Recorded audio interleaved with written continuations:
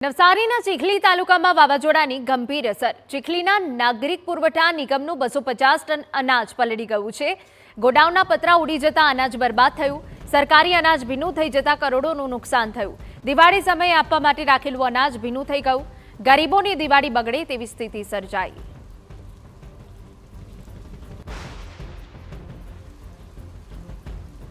તો સરકારી અનાજ ભીનું થઈ જતા કરોડોનું નુકસાન થયું છે. આપને દ્રશ્યો પણ બતાવી રહ્યા છે.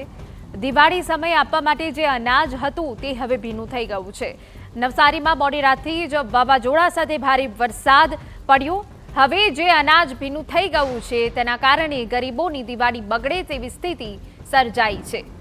તો ચીખલી તાલુકામાં વાવાઝોડાની ગંભીર અસર જોવા મળી, જેનાથી આ ઘટના બની છે. ચીખલીના નાગરિક પુરવઠા નિગમનું 250 ટન અનાજ પલળી ગયું છે. ભારે પવન ફૂંકાયો, જેના કારણે ગોડાઉનના પતરા ઉડી જતા અનાજ બરબાદ થઈ ગયું. અનાજની જે બોરી છે તે પલળી જતા ભારે નુકસાન પહોંચ્યું છે. અને દિવાળી સમયે આપવા માટે આ અનાજ રાખેલું હતું, પરંતુ એકાએક જે વરસાદ તૂટી પડ્યો, ભારે પવન ફૂંકાયો, તેનાથી અનાજને મોટું નુકસાન થયું છે. ગરીબોની દિવાળી બગડે તેવી સ્થિતિ સર્જાઈ છે. હવામાન વિભાગ દ્વારા આગાહી વ્યક્ત કરવામાં આવી હતી. નવસારીમાં પણ ભારે વરસાદની આગાહી હતી. તે વચ્ચે એકાએક વરસાદ તૂટી પડ્યો અને ભારે પવન ફૂંકાયો. ભારે પવન ફૂંકાવાના કારણે આ સ્થિતિ સર્જાઈ છે.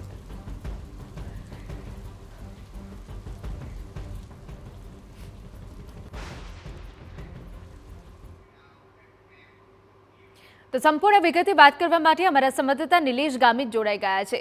નિલેશ, આપની પાસેથી જાણવું છે, જે દ્રશ્યો સામે આવ્યા છે એ દ્રશ્યો ખૂબ જ ભયાનક છે, કે જેમાં આખું જે અનાજ હતું એ પલળી ગયું છે અને જેના કારણે હવે હાલાકી ગરીબોને સર્જાવાની છે. નિલેશ,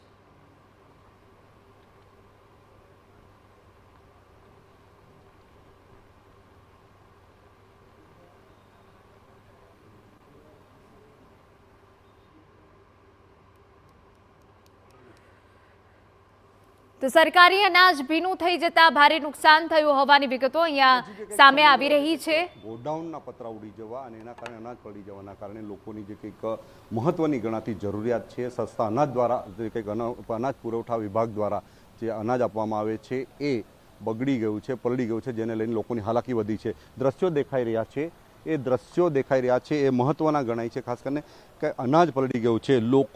લોકોને આ જે કંઈક ગોડાઉન છે, ગોડાઉનથી અનાજ વિતરિત કરવામાં આવે છે અને ત્યારબાદ જે સસ્તા અનાજના જે કંઈક સંચાલકો છે એમના મારફતે આ જે સમગ્ર જથ્થો પહોંચાડવામાં આવે છે. આ જથ્થો પલળી જવાના કારણે લોકો જે કંઈક દિવાળી સામે આવી રહી છે અને એમાં સમયે ગોડાઉન છે, ગોડાઉનનું અનાજ પડી જવું એ મહત્વની ઘટના કહી શકાય. કારણ કે ચોમાસા દરમિયાન આ પ્રકારના વાવાઝોડા આવવાની જે કંઈક શક્યતાઓ વ્યક્ત કરવામાં આવે છે. જે ગોડાઉનો છે જૂના છે અને એમાં રિપેરિંગ કરવાની પણ ખાસ આવશ્યકતા ઊભી થઈ છે.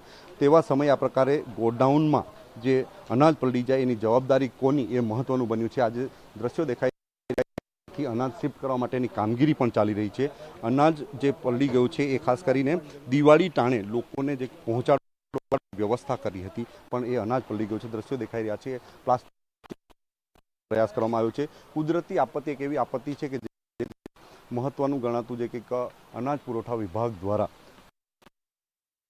નથી અને આજે કંઈક કુદરતી સમય પતરા ઉડી જવા એ મોટો ઘટનાક્રમ કહી શકાય. અને આ પ્રકારે મોટો જથ્થો છે જેને લઈને પુરવઠા વિભાગ દ્વારા જે કંઈક અનાજ છે એને શિફ્ટ કરવા માટેની કામગીરી શરૂ કરી છે. તેની સાથે સમગ્ર જે કંઈક અનાજ છે એ બીજે શિફ્ટ કરીને અને આ ગોડાઉનને ફરીથી વહેલી તકે રિપેર કરવા માટેની જે કાર્યવાહી શરૂ કરવામાં આવી છે. અને બગડી ગયું છે એનું પણ સર્વે હાથ ધરવામાં આવ્યું છે. ફૂડ કોર્પોરેશન ઓફ ઇન્ડિયાનું જે આ ગોડાઉન છે એ દરેક તાલુકામાં આ પ્રકારના ગોડાઉનો જે કંઈક બનાવવામાં આવે છે એ એજન્સીઓ મારફત અલગ અલગ જે કંઈક વિતરકો છે ત્યાં સુધી પહોંચાડવામાં આવે છે. ત્યારબાદ ગરીબો સુધી અનાજ પહોંચતું હોય છે અને એના કારણે લોકોનું જે જનજીવન અનાજ પલળી ગયું છે કહી શકાય અને જેના કારણે ગરીબોએ થોડીક સમસ્યાનો સામનો કરવો પડશે. આજે અનાજ પડી ગયું છે એના કારણે મોટું નુકસાન સરકારને પણ થવાનું છે અને એ કરવા માટેની કાર્યવાહી. જી બિલકુલ, આભાર. તો ચીખલીના નાગરિક પુરવઠા નિગમનું 250 ટન અનાજ પલળી ગયું છે, જેના કારણે મોટું નુકસાન થયું છે.